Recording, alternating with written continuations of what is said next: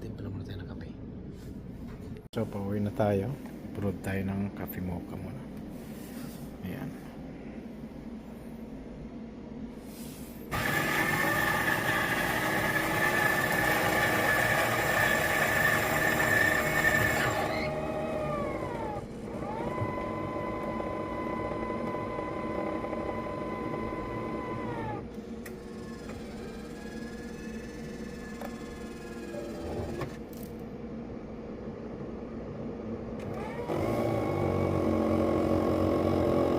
Tagal.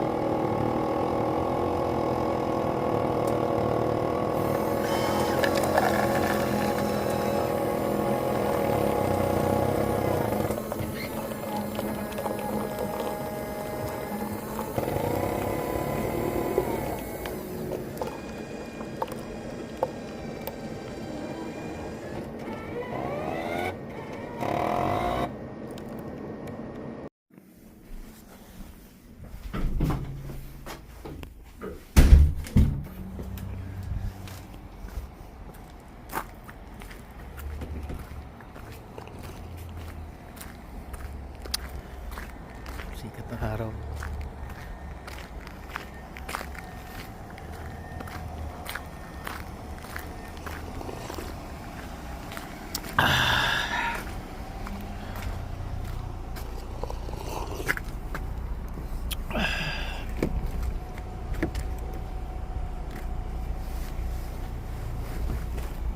Oh.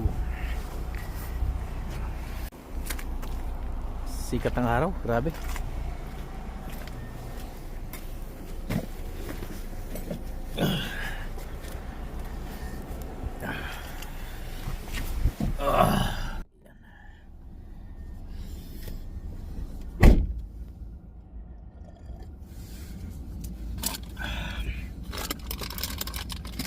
Alis na si boss ko.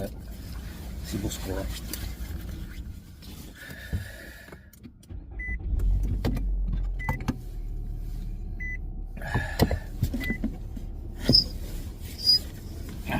Medyo mainit na yan. Kaya maganda ang panahon. Una na tayo kay boss ko siguro. Boss. Okay, yung mga boss natin. Pauwi na din.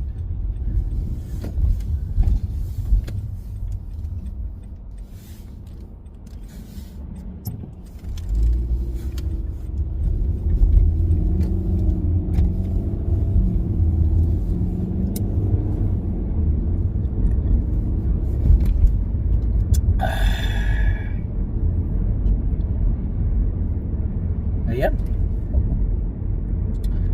Nakita nyo naman kung gaano ka busy ngayon. Punong-puno yung warehouse namin. At may parating pa na 8 containers. At hindi ko alam kung saan ilalagay yung mga yan.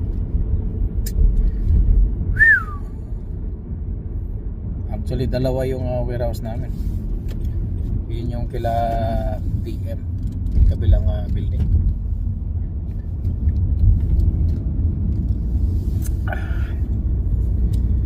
Lagayan namin sa mga overstock ang kabilang building, pero minsan ay hindi na talaga nakakayanan. Walang lumalabas na ano ngayon. Yan. Nakita nyo naman ang panahon na mainit ang ano ngayon, tapos sa gabi malamig.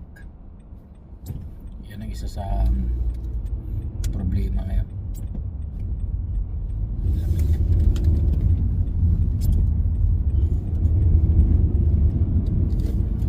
Malamig sa gabi, so frozen yan.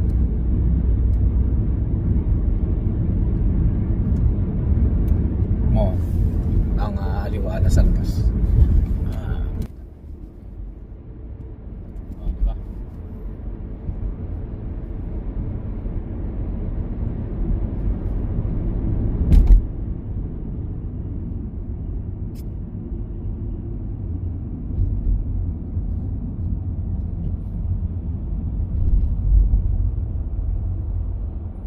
Okay. Hatid ko pa yung anak ko after kong pag-ano nito. So yun. Ito ay isang parang daily vlogs na kung saan ay nilalahad ko yung mga pang-araw-araw ko dito, yung mga nagaganap sa pang-araw-araw at ano mga nangyayari. Ayan, based naman to sa buhay Canada na ika nga. So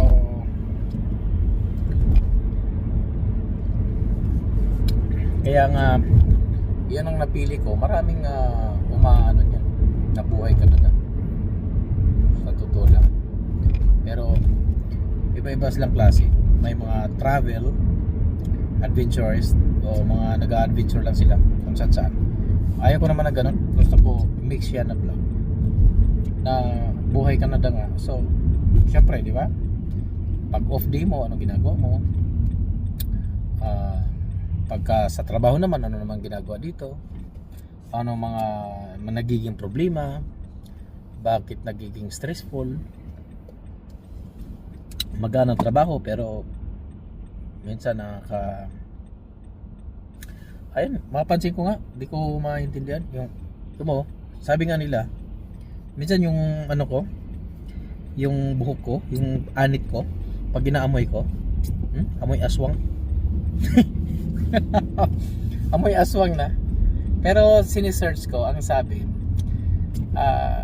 kapag kay ganyan ang nagiging amoy ng iyong anit, ay ibig sabihin ay stress ka. Yeah. Diyan siya diyan siya lumalabas yung pawis niya na ay iba. At saka isa pa, pagka tumatanda ka na talaga, iba yung amoy ng anit mo na. Amoy matanda na rin. Yun ang napapansin. Hindi kagaya nung pagkabata mo, 20s o 30s, palagi natin sa 30 pa lang. Pag nag-shampoo ka, amoy mo pa yung shampoo. Pero yung ngayon, pag nag-shampoo ka, pag napawisan ka na, parang amoy matanda. Kahit yung sa sarili mo, parang di mo, to, ba't ganitong amoy? O, di ba? Iba na.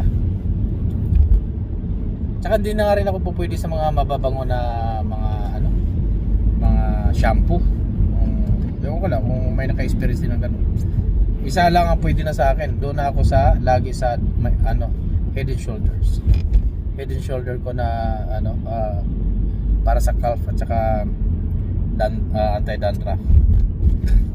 Yan. Yun ang hiyang ko. Kumbaga. Kasi kung mag-ano ako ng yung shampoo na may di ba? Pantene o di kaya kahit anong na may plus conditioner, shampoo plus conditioner, mabango nga siya nung naliligo ka. Pero pag once na natuyo na, ang baho ng ulo ko.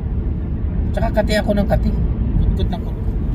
So ibig sabihin, nagkaroon na ako ng allergic reaction talaga sa shampoo nito. Pero dun sa Head and Shoulder ko, dry siya, okay siya. Ayun nga lang,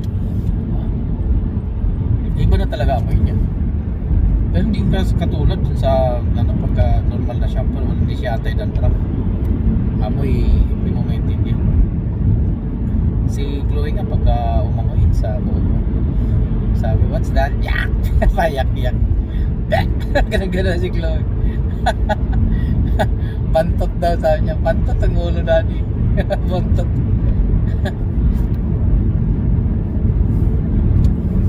Pantot daw ang ulo ko. Yeah.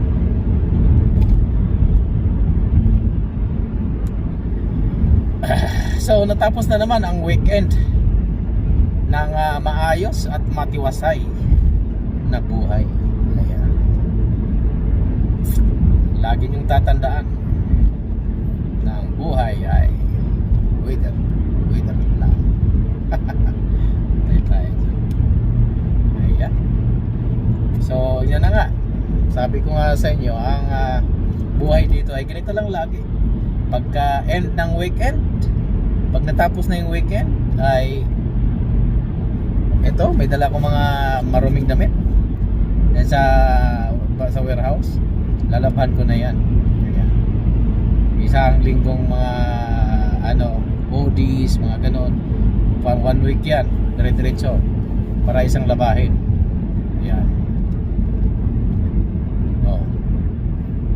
Ayan. Mamaya o bukas o baka mamaya siguro maglalaban na ako. Pero pupunta ako sa magbo-vlog pala tayo mga kaparigoy. Punta tayo kay Kuya Oliver. Ayan. Pag natin yung kanyang mga staff, Amazon returns, yan, mga ganun.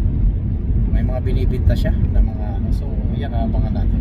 At aabangan nyo pala saan kayo makakabili ng mga ganun. Okay? Ayan. So ang sikat ng araw, sikat pa sa yung buhay ang araw. Ayan. At lusaw na lusaw lahat ng daan. Snow, yan. Kita ko sa inyo. Kita niyo yan? Ayan. Nagtutubig yan. Ang dumi nga. Marami yan pag ganyan. Napakadumi yun. Para bang may putik ang daan.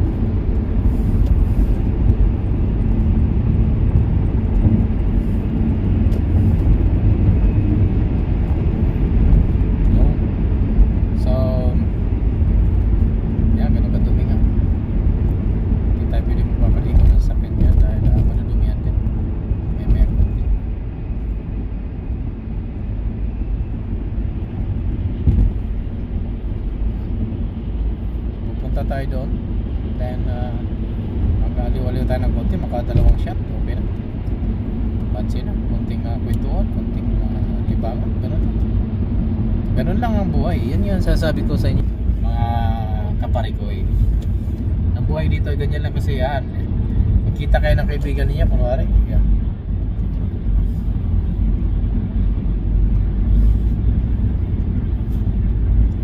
Kikita kayo sa kaibigan ninyo, tapos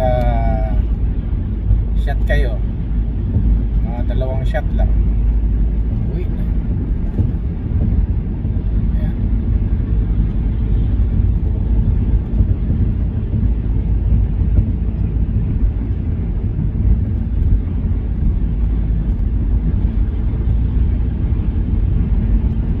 Hindi yung kagaya ng pag nasa Pilipinas ka, pagka nagiinuman at binaba na yung baso, wala na, hanggang sa magbabagsakan na lang yung nagiinom. Di ba? Ganun.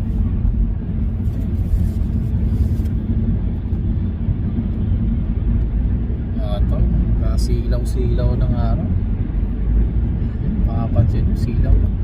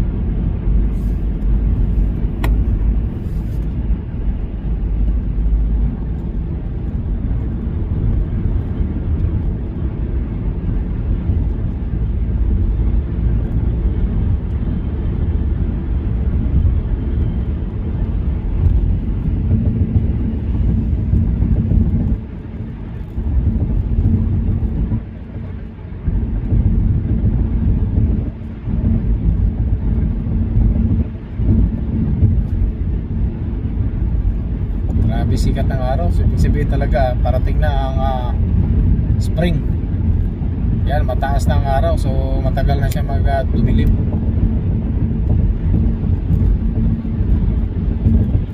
Sabi na niya lahat ang snow niya pag ganyan na ang init.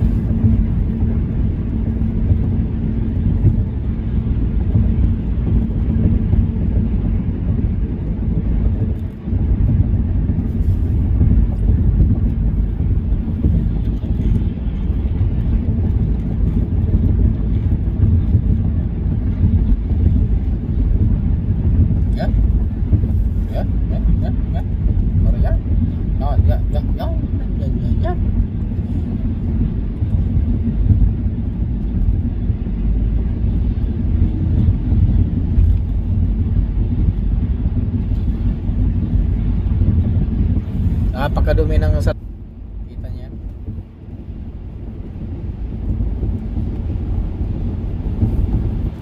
Anong nagpapabagal mo dito? Bakit napapansin ko parang napakabagal?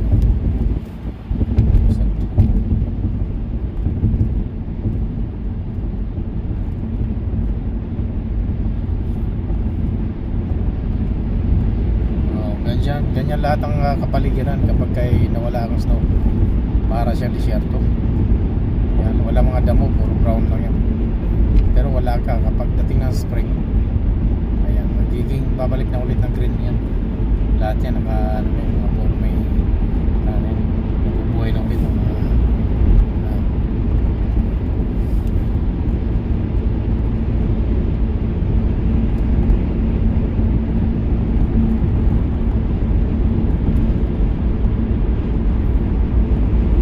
open na open yung walang walang ka-traffic yun sa may tulay. Pansin nyo,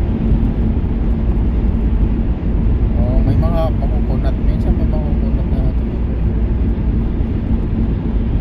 Diba smooth na smooth lang yung daan nila dito.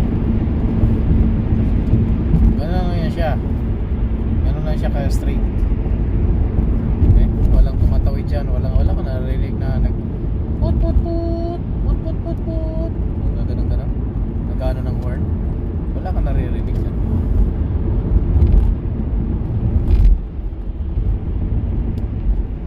Kasi napakatahimik yung kalsada nila, ganun lang.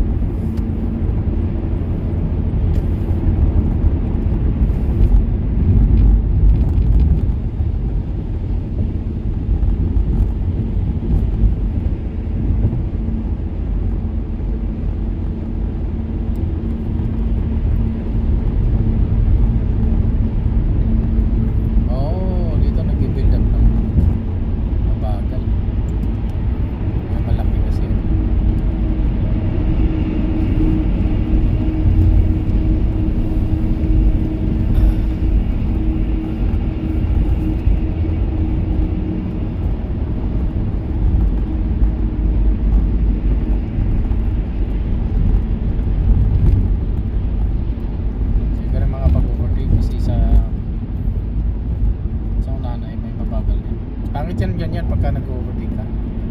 Yan. Open sa gitna, pero dun sa dulo ay may mabagal. So hindi ka makaka-aklaber ng takbo dyan. Natili na lang for your security.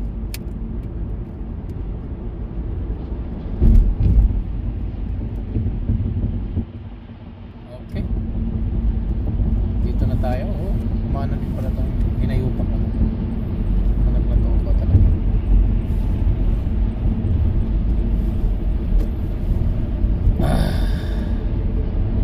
Yan, pati yung mga kahoy nakikita nyo. Ayan, akala nyo lang yan ay patay, pero wala ka. Pagdating ng tagulan yan, nabubuhay yan. Nag-hibernate lang yan, parang natutulog lang. Lahat ng mga nakikita nyo dyan, natutulog lang. Kakaiba. Yan, lahat, mga kahoy na yan. Tignan mo, wala ka daon-daon. Patay lahat ng mga daon. Tignan mo. Pero pagdating ng next na pa-summer na na buhay yan. Magkakaroon na ng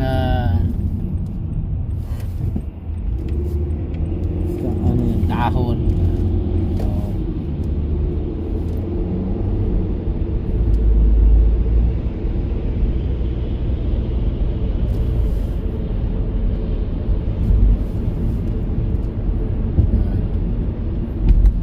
Ganun kadumi dito kapag ganyan na parang maano siya, naglulusaw, parang nagbabaha.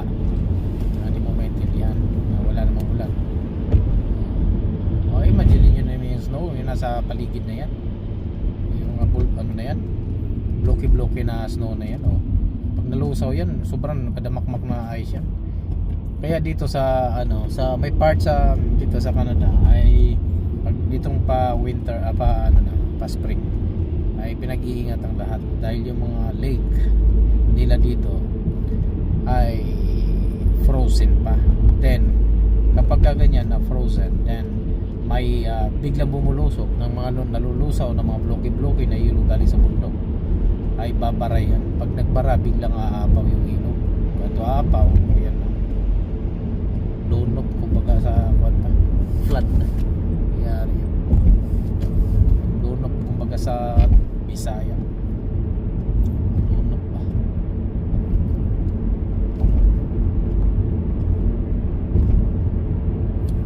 Ayan, so mga pare ko, malapit na tayo at yung anak ko ay antay ng ating bababa dahil ihahatid ko pa. Papagas kami at siya magpapagas muna ngayon dahil walang pera-pera si kapalik ko yun. Okay, walang kapera-pera, talagang pagsak ang kaluluwa ni kapalik ko. Pag nagbabayad ka ng mga utang ay talaga naman sad-sad pati bayag mo.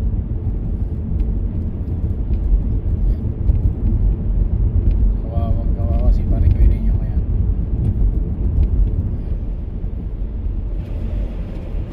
Pero kaya ka lang.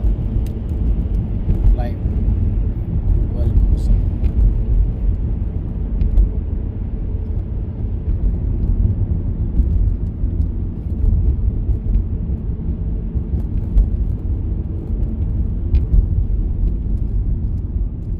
Ayan, so dito pa lang magpapaalam natin. Ayan, so para sa ating mga bagong mga subscriber dyan at new members natin ay abang-abang lang kayo. At maraming salamat sa inyo sa inyong suporta sa aking channel. At muli nating banggitin ang salitang pasasalamat sa lahat ng mga sumusuporta at nagmamahal kay Nel Media TV. Ayan.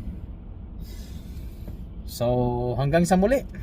Yan, so maraming salamat sa inyong pagsubaybay sa aking mga kwentong Buhay Canada. Kaya dito lang sa Buhay Canada.